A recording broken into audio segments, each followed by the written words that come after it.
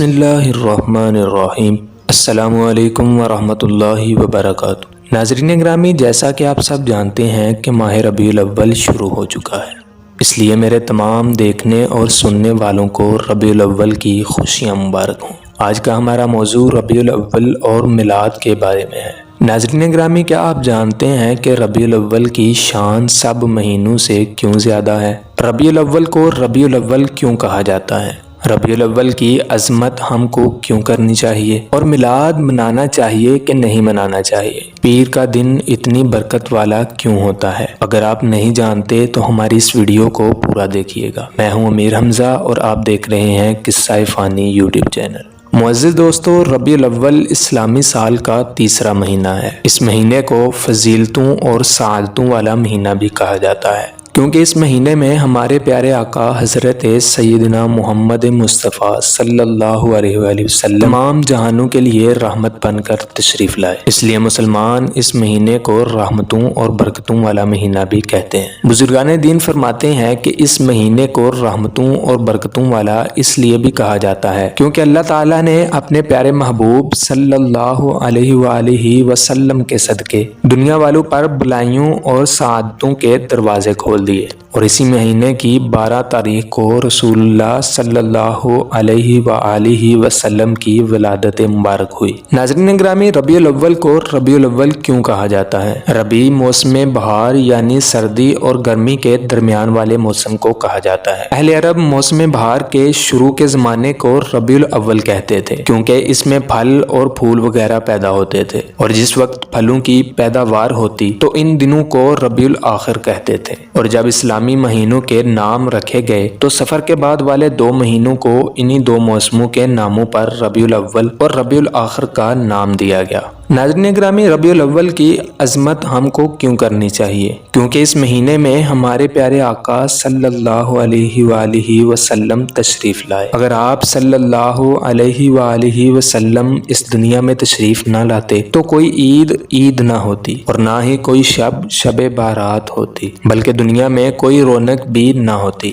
یہ ساری رونقیں آپ صلی اللہ علیہ وآلہ وسلم کے قدموں کے صدقے ہم کو ملی ہیں، اس لیے اس مہینے کی ہم کو عظمت کرنی چاہیے۔ ناظرین گرامی، اس مہینے کی عظمت اپنی جگہ پر ہے، لیکن جس دن کو ہمارے پیارے آقا صلی اللہ علیہ وآلہ وسلم اس دنیا میں تشریف لائے اس دن کی بھی ہم کو عظمت کرنی چاہیے۔ ہمارے پیارے آقا صلی اللہ علیہ وآلہ وسلم کی ولادت باسعادت پیر کے دن 12 ربیع الاول شریف کو ہوئی، اس لیے اس دن کو برکت والا دن بھی کہا جاتا ہے۔ اس کے ساتھ ساتھ اور بھی کئی وجوہات کی وجہ سے یہ دن بہت برکت والا اور اہم ہے۔ حضرت سیدنا عبداللہ بن عباس رضی اللہ تعالی عنہ فرماتے ہیں کہ نبی کریم صلی اللہ علیہ وآلہ وسلم پیر کے دن پیدا ہوئے، اور پیر کے دن ہی آپ صلی اللہ علیہ وآلہ وسلم نے اعلان نبوت فرمایا، اور مکہ مکرمہ سے ہجرت کرتے ہوئے پیر کے دن روانہ ہوئے، اور مدینہ منورہ میں بھی پیر کے دن ہی داخل ہوئے، اور پیر کے دن ہی آپ صلی اللہ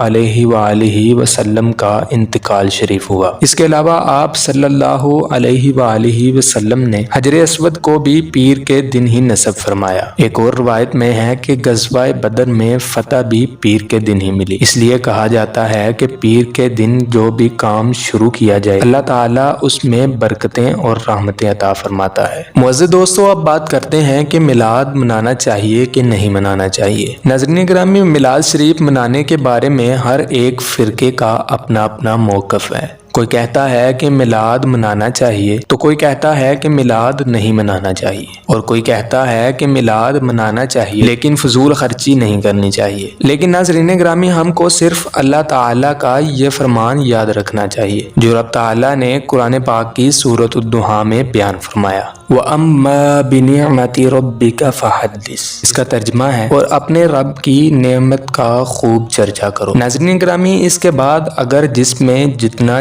جذبہ ایمانی ہوگا اور جس میں جتنا عشق رسول صلی اللہ علیہ وآلہ وسلم ہوگا ہر شخص اس لحاظ سے ہی سوچے گا۔ امید کرتا ہوں آج کی ہماری یہ ویڈیو آپ کو اچھی لگی ہوگی۔ اگر آپ کو ہماری یہ ویڈیو پسند آئی ہے تو ہماری ویڈیو کو لائک کریں، اپنے دوستوں کے ساتھ شیئر کریں اور ہمارے چینل کو سبسکرائب کریں۔ ملتے ہیں اپنی اگلی دلچسپ ویڈیو کے ساتھ، تب تک کے لیے اپنے دوست کو اجازت دیجیے گا۔ اللہ حافظ۔